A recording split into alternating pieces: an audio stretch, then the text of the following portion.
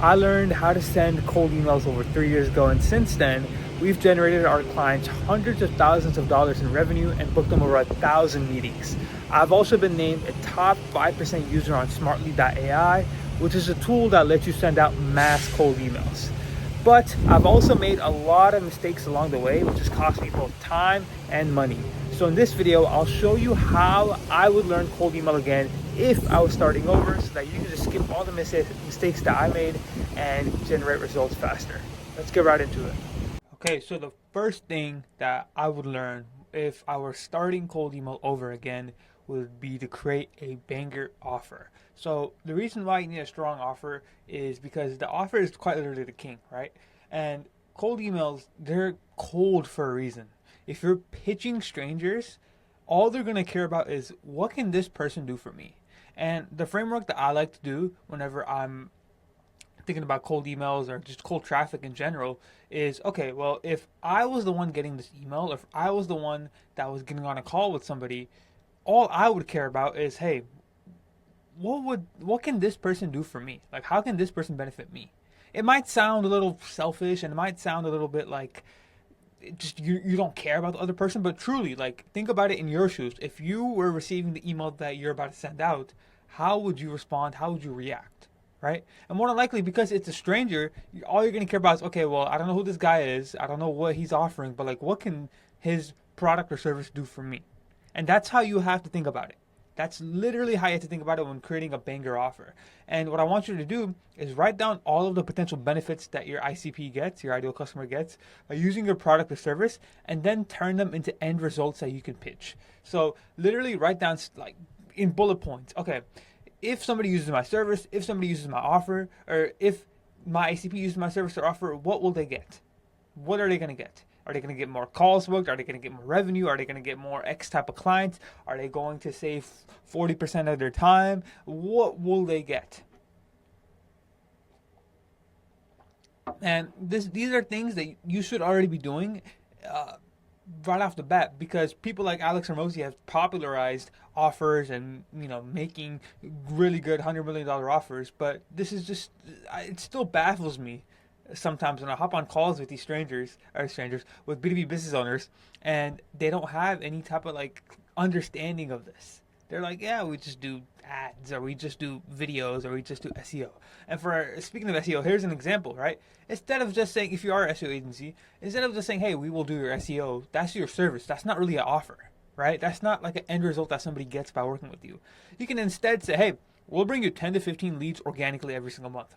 That's an offer. That's an end result that someone gets by using your SEO services. So really what I want you to do, again, take a look at all your services and write down in bullet points what somebody gets by working or using your services or offer. And then that way you have a clear understanding of what it is that they do, right?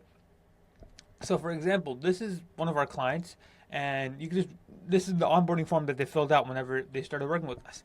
And the question was, okay, well, what services or do you provide? In your own words, be as detailed as possible. And they said, yeah, we're a creative personal branding agency that blows up our clients on social media. The services we provide include blah, blah, blah, blah, blah, blah, right? Now, if I were to pitch this in the email, this would be way too long. Like, if you imagine if somebody cold emailed you and pitched you videos, or pitched you, quote unquote videos, but they said this, you'd be like, okay, what is strategy, shooting, directing, professional editing do for me? Like, I understand, like, okay, video is important, but like, none of this stuff actually does anything for me. So what we did was we took this, what they said, and basically turned it into an offer like this.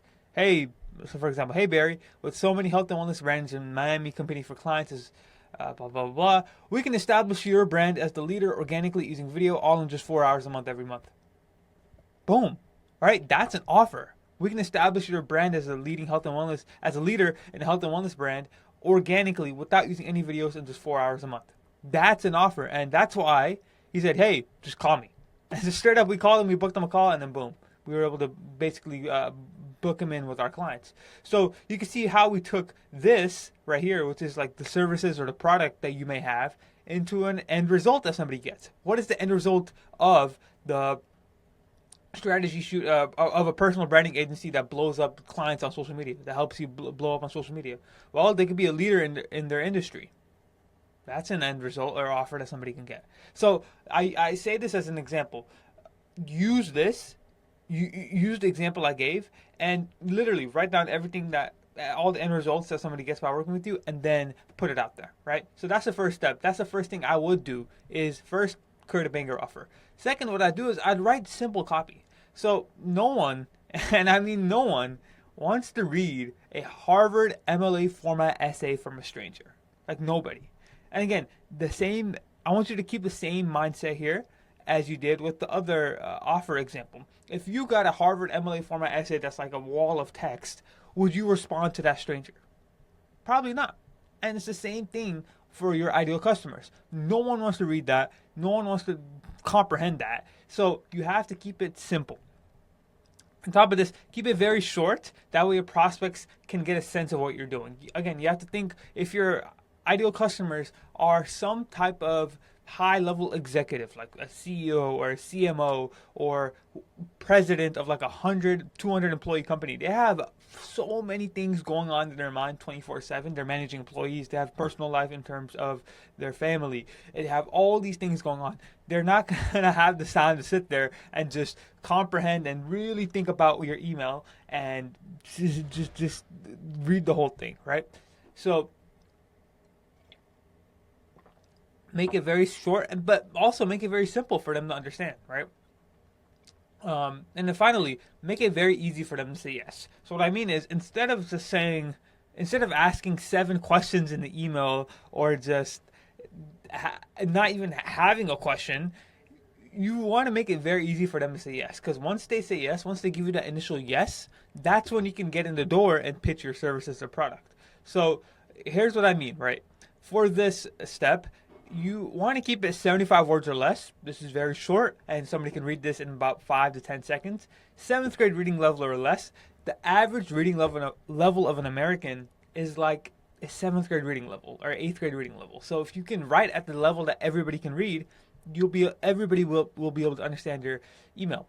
And then finally, open-ended CTA. So something like, hey, can I send more information? Are you interested in learning more? That works really well because it's a super easy way for them to say yes. And once they say yes, they've basically given you the green light to pitch them to be like, hey, here's what we do. Would you want to hop on a call? All right. So have an easy way for them to say yes. Make it super simple and short so that they can easily read it and comprehend it and understand what it is that you're trying to pitch. And you will have very simple copy that's easy to understand and will get a lot of replies. So that's how you create simple copy. Now, this does vary depending on what you're offering, what you're pitching, but this is just a broad general overview of how it works. But if you are looking for scripts that you can use instantly, I actually made a guide on my school community, free school community, free for you to join. So as soon as you join that community, you'll get access to this guide, which is basically 5 cold email scripts to help you book 10 to 20 calls every single month that you can use instantly. So literally, I have plug and play scripts that you can use that we use at our agency that has booked us 1,000 meetings plus. And again, these are free for you to use.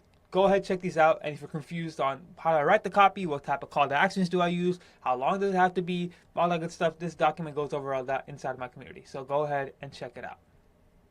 So that's the second step. The third step is just focus on narrowing leads, right? So I want you to imagine this, right? Imagine you got an email. Again, this is I'm using the same concept there. Imagine you got an email, and you got 2 emails. The first email says, hey, we help YouTube viewers make money using ... right? You just be like, well, okay, well, I watch YouTube, but this isn't really portraying. This is very broad. Versus if you got an email that said, hey, we help YouTube viewers who watch cold email videos make money using ... That second one is more specific because right now you're watching a video about me talking about cold email. But if you got that email right after you watched my video, you'd be like, wow, well, I literally just watched the cold email video. This is very specific. Yeah, I like this guy, right? And the reason for this is because it's very specific and it's narrow, right? So what I need you to do is I need you to go deep on one sub niche and figure out the different pain points and desires of that market. Then tailor your email specifically to that market or to that sub niche, right? So instead of being very broad, instead of being insanely like broad. You want to go super narrow. Not super narrow, but decently narrow. That way you can write to one persona and one type of person, because if you can basically create that ideal customer profile that's very narrow and you understand their pains and their desires, it's super easy to write that one email to, right? So you need to filter your ideal customer by job title, their industry, the company size, geographical location, the technology. There's other filters as well, but these five primarily are the main ones that we use and are a very, very good start on when it comes to figuring out your ideal customer profile, right? So for example, it could be CMOs of marketing agencies in Canada with 20 to 100 employees that use HubSpot. That's a pretty good ICP. So pretty much what I need you to do for the third step is go deep on one sub niche, figure out what pain points to have, and then this will help you write your scripts a lot easier because you're only writing to one specific persona, right?